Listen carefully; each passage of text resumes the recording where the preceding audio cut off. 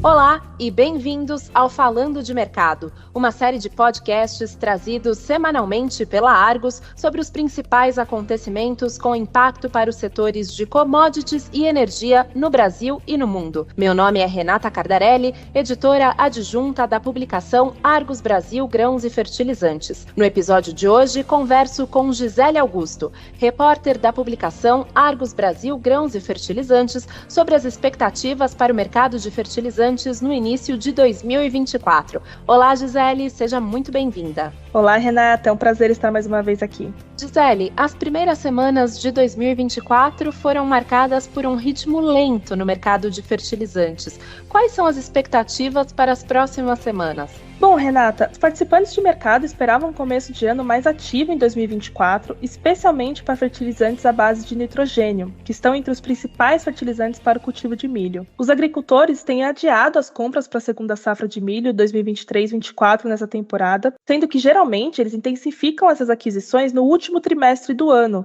para que tenham mais tempo para receber o produto para aplicar nos campos. No entanto, em 2023, eles analisaram cuidadosamente o desenvolvimento da safra de soja, os preços do milho, a relação de troca e as perspectivas para a safra, o que leva a um padrão de compra diferente. No início de 2024, o mercado está fraco. Os participantes de mercado divergem sobre se a indústria brasileira está com a posição curta ou longa em ureia, mas a maioria concorda que os estoques estão confortáveis por enquanto. As importações no ano passado foram o segundo maior número anual registrado, com um aumento de 3,1% em relação ao ano anterior, e superado apenas pelas 7,79 milhões de toneladas recebidas em 2021. As compras finais de volumes pequenos aconteceram no mercado doméstico em janeiro, mas não aconteceram na importação, já que a entrega não aconteceria a tempo para a aplicação.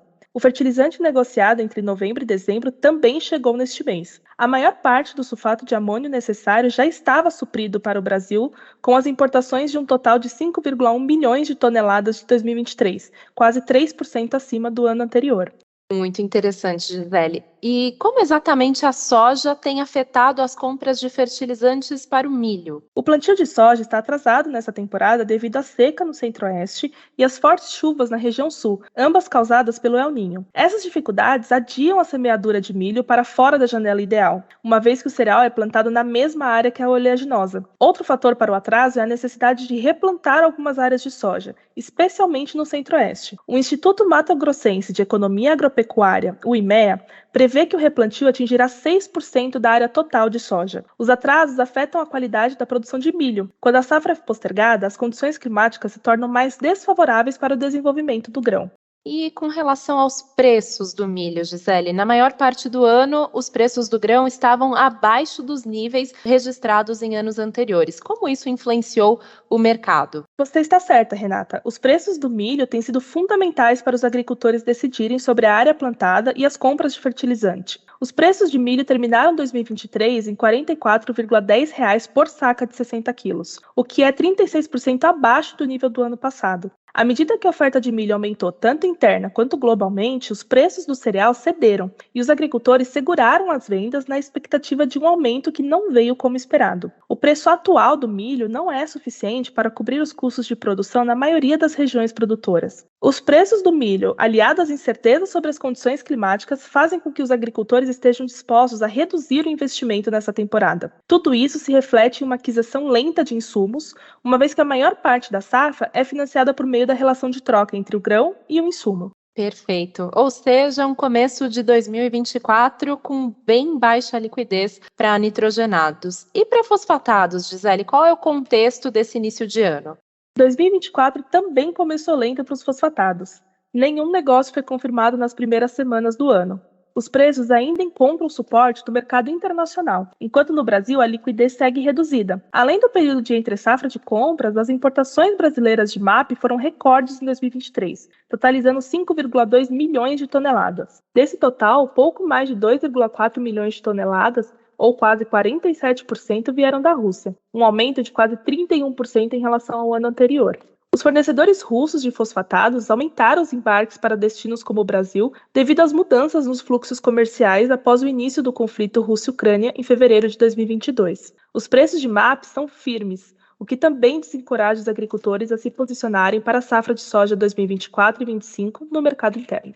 participantes de mercado apontam que 2023 foi outro ano de altos estoques de passagem para 2024. Nesse cenário, né, Gisele, os volumes ainda precisam ser oficialmente confirmados, mas o consenso é que os estoques de cloreto de potássio são altos. O que deve se esperar, o que a gente pode esperar de uma forma geral para o cloreto de potássio, Gisele? O Brasil importou um volume recorde de cloreto de potássio em 2023, alcançando cerca de 13,5 milhões de toneladas, um aumento de 14% na comparação anual. O problema é que as negociações nos campos não acompanharam o ritmo das importações, e o fertilizante acabou se acumulando nos estoques. Houve uma forte concorrência entre os produtores, com a Bielorrússia recuperando o terceiro lugar em participação de mercado, que esteve em quinto no ano anterior. Em 2023, a concorrência entre esses produtores de cloreto também ajudou a manter os preços em queda. A Argos estima que os estoques de passagem de cloreto de potássio possam atingir 2,5 milhões de toneladas, um aumento de quase 16% antes de 2022. Os dados oficiais da Associação Nacional para a Difusão de Adubos, a ANDA, devem ser divulgados apenas em março. Os altos estoques do fertilizante continuam a pressionar os preços para baixo no primeiro trimestre. Alguma demanda para entrega entre fevereiro e março foi registrada no fim de 2023, com destino à safra de soja 24-25. As ofertas de venda, no entanto, apresentavam um prêmio em relação ao mercado spot, alcançando até $360 por tonelada CFR, enquanto o mercado spot estava em torno de $315 por tonelada CFR na ocasião. Os preços atuais recuaram para uma média de $300 por tonelada CFR. Perfeito, Gisele, muito obrigada. Vamos continuar acompanhando o cenário e a tendência do preço de cloreto de potássio.